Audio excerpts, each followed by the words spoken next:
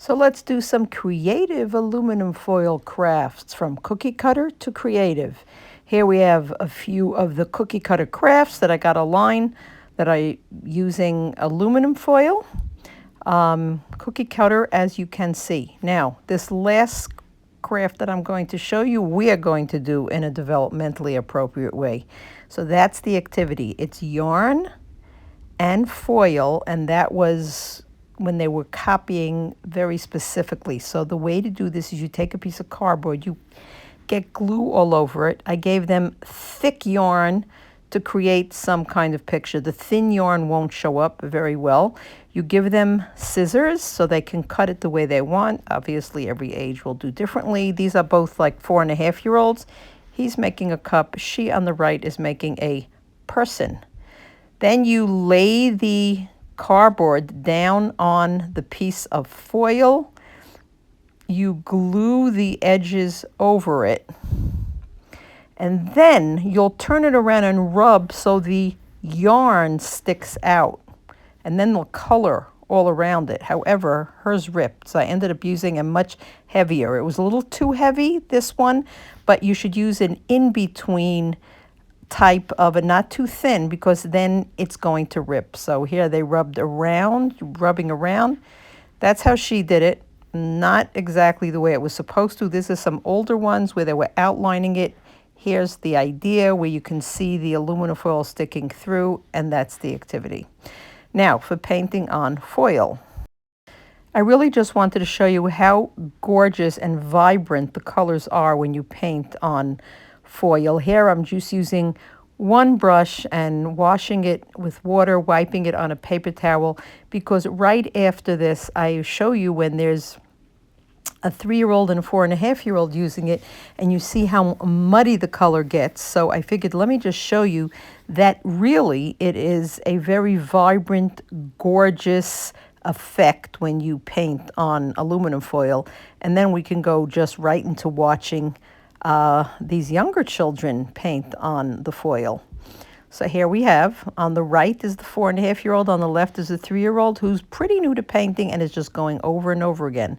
And if you watch the 4.5-year-old, they're not paying any attention. I gave them brushes for each color and they're just mixing it all up, and I just let it go.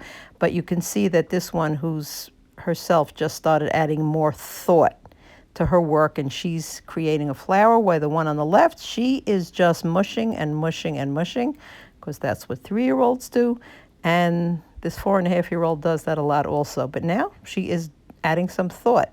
Then we went into foil collages. We took the dried painted aluminum foil, and they are ripping them up to use for collages. And here they're doing that. That's the 3-year-old on the right, very 3. And this one is making something with a little bit more thought. And there she made hers in a round circle and surrounded it with some other collage and coloring. This was something that one of my older grandchildren had, a cookie cutter foil art. I had these leftover pieces from it, so I decided to give it to them just to make some collage, and that is one. I also have some images. This is some of the beautiful foil pieces that you could buy online. So these was some foil art collages on black paper with some chalk, for some beautiful effects. Now, this one is foil marker transfers. I gave the children black Sharpies and tag board and told them to make a picture. Now, I didn't let them do this because there wasn't time at the period, but what you would do is you would give the kids washable markers and have them fill up as much of a piece of aluminum foil as they can with the washable markers. Then you take a bottle with water, a spray bottle, spritz bottle, and you basically are going to get it wet. You spritz it, and then you lie the paper down that has the black drawing on it. And then when you pick it up, it has beautiful coloring on it. So instead of doing it again, I'm just going to get what's left over there, and we're going to get some more color on there. So it's a 2-step process. They have to draw, and then they have to color the aluminum foil. Aluminum foil is a great material for making sculptures because it's very easily bendable, very flexible. You can start by taking a marker and showing them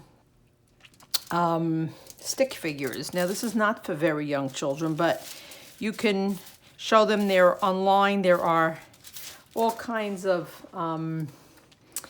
handouts you can get to show different positions.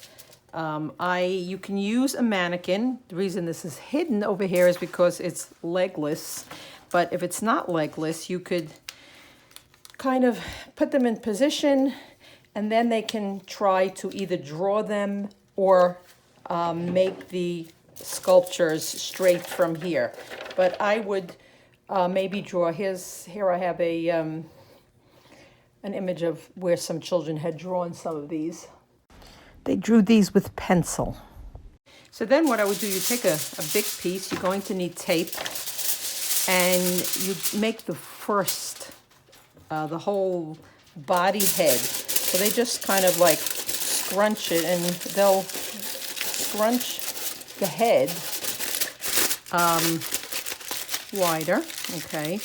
And then you possibly can get away with no tape, but then you scrunch these like this, and you can either tape it or you go like this, and then you could kind of get them into position. So this is the one that you really are going to need some tape for. So they can play around with this, and you take some tape over here, and then you could put them in position. I'm using packing tape. You can use masking tape. The packing tape is clear, so it will not show through. Okay. Now, I have also used aluminum foil for bases for paper mache. So if you want to make any kind of an animal, you kind of scrunch it up, use the tape, continue with the rest of the aluminum foil, and then you can just paper mache over it, and this is like a good armature for paper mache. Here is some children doing this a long time ago with some of their results. If you're interested in finding out more about creative crafts, from cookie cutter to creative crafts, visit me at eduartforkids.com.